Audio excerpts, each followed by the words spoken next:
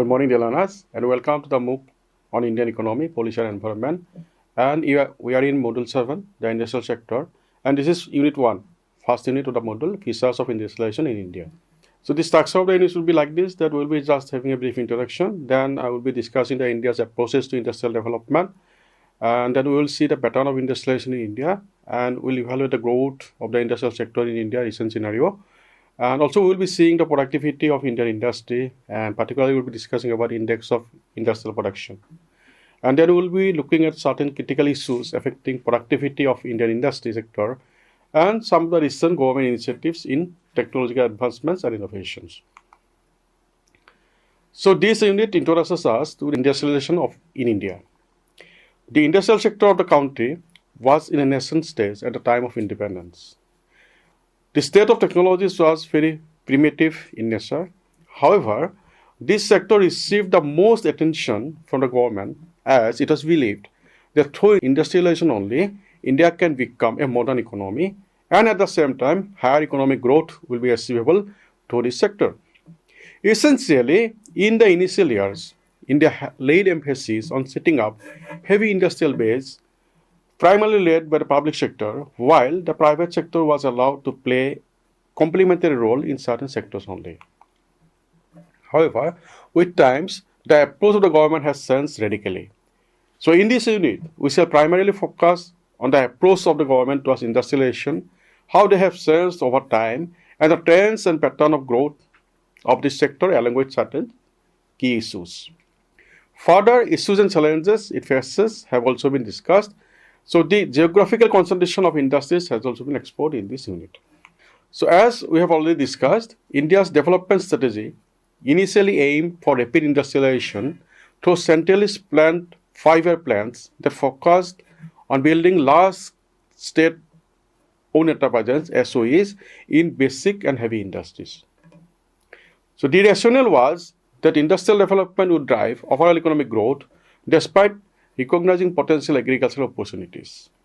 This approach stemmed from the low food production levels accentuated by the 1942 famine, leading Indian leaders to view agriculture as a sign of backwardness and to prioritize investments in public enterprises under a socialistic pattern of society.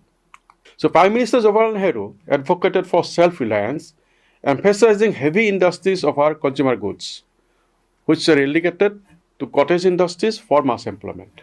Alternative development strategies like focusing on agriculture through investments in irrigation and rural infrastructure were dismissed in the initial years of planning for the fear of delaying industrialization and maintaining reliance on foreign imports. Leaders chose rapid industrialization growth over agricultural advancements, reflecting their desire for modernity and national self-sufficiency despite the risks associated with such decisions, such as on the food security front.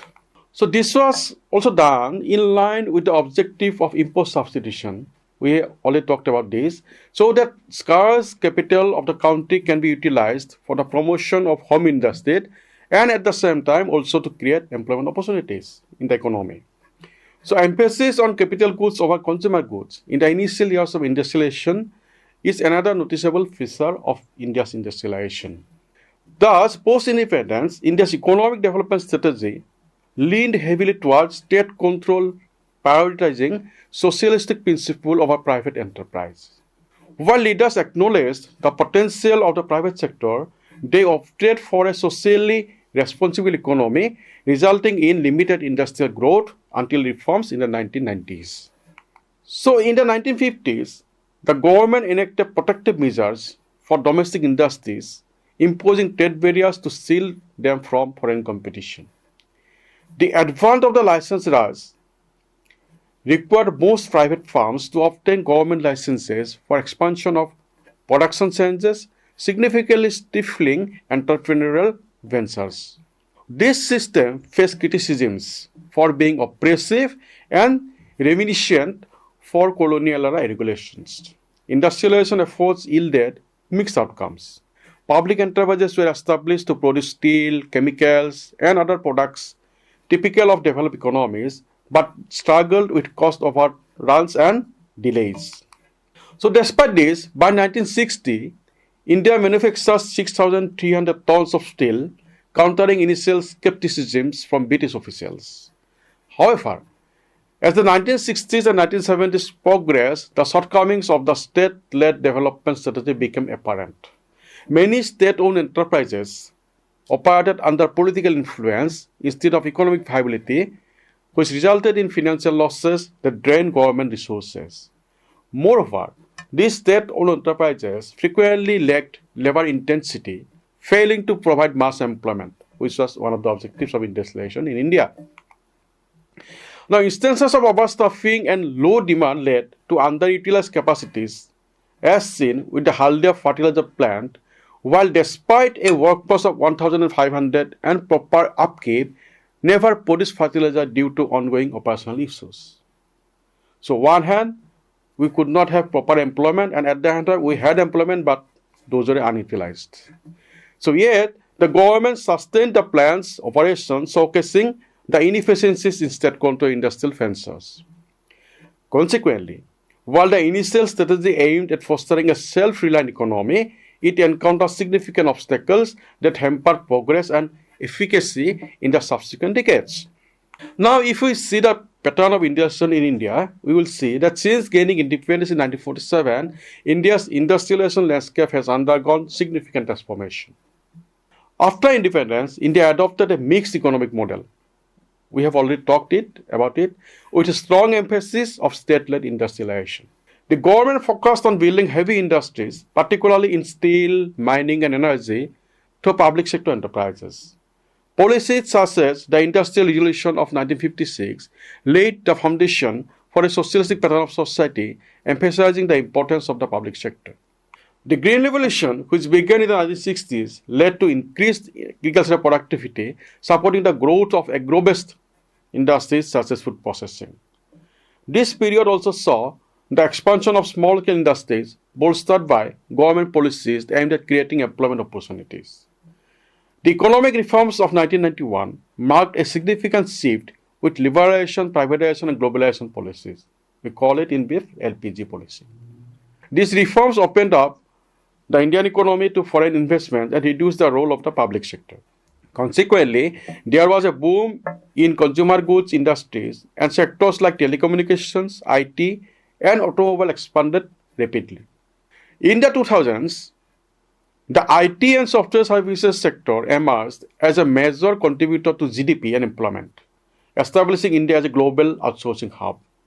Cities like Bangalore and Hyderabad became known as IT hubs, attracting significant foreign investment and talent. In the recent years, initiatives like Make in India aim to boost manufacturing and attract global manufacturers to set up bases in India. There is also a growing focus on renewable energy and sustainable industrial practices to address environmental concerns. Wider regional disparity in industrial development is another marked pattern seen in India. Data from Annual Survey of Industries 2020-23 indicates that approximately 73% factories in organized sectors are concentrated in only 9 states of India, namely Gujarat, Maharashtra, Tamil Nadu, Karnataka, Uttar Pradesh, Haryana, Telangana, Andhra Pradesh, and Punjab. On the other hand, other states are considerably lagging behind. It is significant to note here that most of the industries in Punjab are basically agro-based, rather than capital-based other industries. So if we see the growth of the industrial sector in India, some of the recent scenarios, we will be seeing that the industrial sector in India, encompassing mining, electricity, manufacturing, and construction, has shown sign of recovery following the significant contraction experienced during the pandemic in 2021-2020, like that. So the Economic Survey 2024-25, the recent one, projects a growth rate of 6.2% for the financial year 2025-26, which is notably higher than the average growth rate of the previous 5 years, driven primarily by robust performances in the electricity and construction sectors.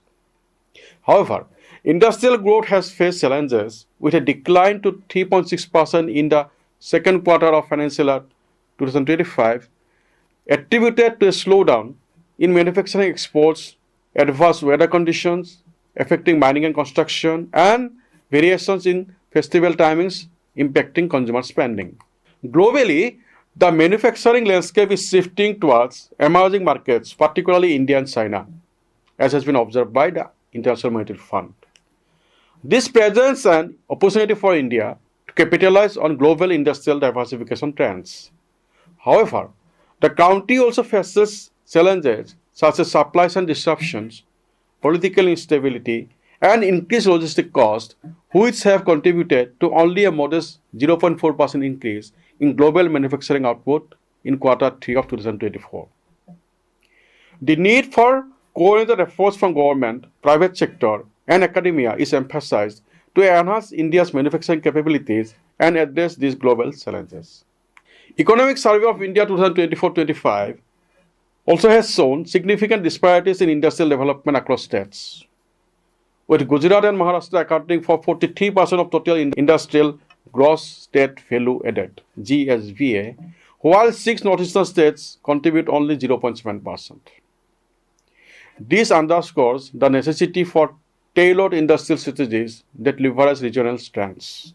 The chemicals and petrochemical sector, which constituted 9.5% of manufacturing GVA in financial year 2023, remains heavily reliant on imports with a 45% dependence on petrochemical intermediaries.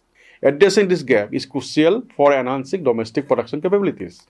In the electronic sector, on the other hand, India has made remarkable strides, with domestic production increasing from 1.9 lakh crore in financial year 15 to 9.52 lakh crore in financial year 24, significantly reducing its dependence on smartphone imports. Initiatives like Make in India and Digital India have played a pivotal role in this growth, alongside improved infrastructure and various incentives aimed at boosting domestic manufacturing. The textile industry, a major employment generator, accounts for about 11% of India's manufacturing GVA, gross value added. So despite a decline in exports from a peak of US $44.44 billion in financial 2022 to US $35.87 billion in 2024, India aims to diversify its export markets and increase its share in man-made fibers. The survey concludes that the path of further industrialization in India requires a focus on deregulation, research and development, and improving workforce skills. It emphasizes the importance of synchronized efforts from all stakeholders to enhance India's manufacturing capabilities and navigate the complexities of the global market. With regard to the chemicals and petrochemical sector, it accounted for 9.5% of GVA in manufacturing during 2023, yet India remains a net importer, relying on imports of approximately 45% of petrochemical intermediates. This dependency underscores the urgent need to bridge the gap between domestic demand and supply, which is a high priority for the government. In the capital goods sector, production has shown fluctuations between financial year 2020 and financial year 2023, but a robust growth was recorded in financial year 2024. However, the sector faces challenges due to a growing reliance on imports for high-end machinery, necessitating improvements in technology, skills, and infrastructure. The government has initiated phase 2 of the scheme for enhancement of competitiveness of the capital goods sector, aimed at identifying technologies and establishing advanced center of excellence to enhance global competitiveness. Now, regarding the steel industry, Economic Survey 2024-25 indicates that while steel production has faced challenges due to global market fluctuations and domestic demand variations, it remains essential for supporting infrastructure development. Similarly, in case of the cement sector, the survey highlights robust growth driven by increased construction activities and infrastructure projects across the country. Cement production has been buoyed by government initiatives aimed at enhancing housing and urban development, which are critical for meeting the demands of a growing population. However, both industries are grappling with rising input costs and competitions from imports, which can impact profitability and market share. The report of 2024-25 further emphasizes the need for strategic policies to bolster these sectors, including addressing technology gaps and improving supply chain efficiencies. For instance, the government has initiated various schemes to enhance the competitiveness of the capital goods sector, which is closely linked to the steel and cement industries. Additionally, Economic Survey 2024-25 further points out that the growing reliance on imports for high-end machinery poses a challenge, necessitating improvements in domestic production capabilities. Now, let us review the productivity of Indian industrial sector. Research on productivity in India has been prominent over the past few decades, primarily focusing on broad economic sectors such as manufacturing, agriculture, and banking. One of the methods to measure productivity is the KLEMS, K for capital, L for labor, E for energy, M for materials, and S for services. This approach, which was developed by Jorgensen and his colleague since 1987 and outlined in the OECD's productivity manual. This approach aims to measure productivity at a disaggregated level. So this methodology considers intermediate inputs like energy, materials, and services alongside primary factors of capital and labor, covering all sectors of the economy. This approach is preferred over the traditional approach like aggregate production function framework. So in a research paper, Golder et al. In 2017 has analyzed the productivity growth in India since 1980s using the KLEMS approach. The authors have analyzed the productivity growth rates across all the three sectors of the economy, with particular reference to the manufacturing sector. The authors have examined the GVA growth performance of the 13 KLEMS manufacturing sectors. These 13 manufacturing sectors include food products, beverages and tobacco, textile products, leather and footwear, wood and products of wood, pulp, paper products, printing and publishing, then coke, refined petroleum products and nuclear fuel, chemicals and chemical products, rubber and plastic products, other non-metallic mineral products, then basic metals and fabricated metal products, machinery, which has not been classified elsewhere, and electrical and optical equipment, then transport equipment and manufacturing, not elsewhere classified, and recycling. So the author's finding regarding the trend of growth rates in real GVA of the 30 manufacturing sectors in three periods, namely 1993, 1994, 2002, and 2003, 2014, and overall this 1980 to 2014 period has been shown with the help of figure 1. So in figure 1, we can see the trend of growth rates in real GVA in percentage per annum. Okay, in manufacturing industries, 10 growth rates in sub-periods have been shown. So from figure 1, it can be seen that the sectors like rubber and plastic products, chemicals and chemical products, and electrical and optical equipment, which exhibited average growth rates of around 9% or close to 9% from 1980 to 2024, were the top performers in the manufacturing industry. In all these instances, there was a speed up in growth rates during the period from 2003 to 2014. In addition to these three sectors, the transport equipment and machinery, not elsewhere classified, industries experienced significant growth rates during the period from 2003 to 2014, despite the global financial crisis of that time. Wood and wood products realized a positive growth rate of approximately 3% during this sub-period, unlike the negative growth rates seen in the previous two sub-periods. In another study, Rana, Sekia and Barai in 2018 argued that in the post-liberation era, the manufacturing sector began transitioning from basic industries to advanced manufacturing, primarily supported by the heightened participation of MNCs and the incorporation of global best practices. So in this sector, significant investment in technology and innovations is predominantly observed in high-tech industries. However, the expansion within the sectors has been inconsistent, with certain areas advancing while others lag. Even in the face of persistent structural issues such as inadequate infrastructure, inflexible labor laws, and a complicated regulatory framework. As observed by many researchers like Isers in 2016, Enduring reforms, particularly in areas like fiscal policy, labor regulation, and an environment supportive of R&D, research and development, and technological advancements are essential for the country to achieve its complete potential. India's manufacturing sector has advanced rapidly, positioning the nation as a key participant in high-tech industries. Nonetheless, prior errors have constrained its overall manufacturing potential. In the next section, we shall discuss Index of Industrial Production, its trends of growth in India, and later we shall try to analyze some of the important issues affecting the productivity of the industrial sector in India. So if we see the Index of Industrial Production, the Index of Industrial Production, as we call it IIP, is a key indicator of industrial performances in India. It measures the growth of industrial output across sectors such as mining, manufacturing, and electricity. The base year of IIP has been revised periodically to reflect changes in the industrial structure. The most recent base is year 2011-12. The trend of growth of IIP based on core sectors and use-based classification have been shown with the help of tables 1 and table 2.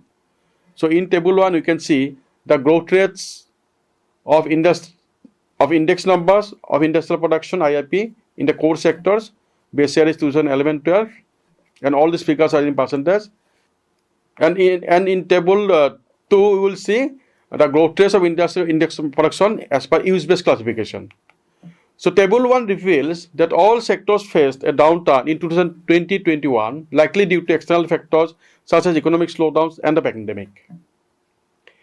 Recovery is evident in 2021-22, particularly in mining and manufacturing, which saw double-digit growth. Electricity saw steady growth in more recent years. In table 2, growth rates of IIP can be seen for the last 10 years, and it has been seen that capital goods exhibited volatility with significant declines followed by a strong recovery in 2021-22. Infrastructure or construction goods rebounded strongly, while consumer durable experienced a major decline in 2020-21 but started recovering in the following years. With specific reference to 2023-24, it has been seen that the consumer sectors have achieved notable growth rates, mostly at the expense of the primary as well as the capital goods sectors. And in table 3, we can see an overview of growth rates for core industries in the recent years from 2015-16 to 2023-24. The core industries include electricity, coal, steel, cement, crude oil, refinery products, natural gas, and fertilizers, against which each year's growth of decline has been shown in the table. Thus, this table will be helpful for understanding trends in India's core industrial sectors and plays a crucial role in planning economic strategies and assessing industrial performance over the years. From table 3, it can be seen that a composite index demonstrates significant fluctuations over the years with a noticeable decline in 2020-21 followed by a strong recovery in the subsequent years. Further, in examining industry-wise performance, electricity and coal generally show positive growth, with coal experiencing a substantial increase in 2022-23. Steel and cement also exhibit considerable growth, particularly after the downturn of 2020-21. Conversely, crude oil and refinery products have faced negative growth in several years, indicating challenges within these industries. Natural gas displays volatility, whereas fertilizers maintain relatively stable growth throughout this period. The year 2020-21 marked significant declines across most sectors, likely reflecting the impact of COVID-19 pandemic on industrial production. The data highlights the importance of these industries in the index number of industrial production. Notably, the refinery products growth rate after 2012-13 accounts for changes in production data inclusion, and refinery products data includes 93% of crude oil throughput. Now, let us look at certain critical issues affecting productivity in Indian industry. So, if we see about the infrastructure and logistic bottlenecks, we will find that reliance on outdated technologies and inconsistent upgrades complicates high-quality production. Insufficient infrastructure restricts goods mobility, extending delays in elevating costs, which puts Indian firms at a competitive disadvantage in global markets, demanding efficient supply chains. Rising labor costs amid stringent labor laws diminish India's previously advantageous low-cost labor model, hindering operational flexibility and responsiveness to market needs. Persistent cultural and social inefficiencies within supply chains further exacerbate these challenges, while the slow adoption of technology, especially among SMEs, due to resource constraints, hampers competitiveness in high value-added sectors. Additionally, significant logistics bottlenecks arise from inadequate infrastructure, leading to high logistic costs, approximately 14% of GDP, compared to 8 to 9% in developed nations. The underdeveloped road, rail, port facilities result in delayed and expensive goods, diminishing the competitiveness of Indian products internationally.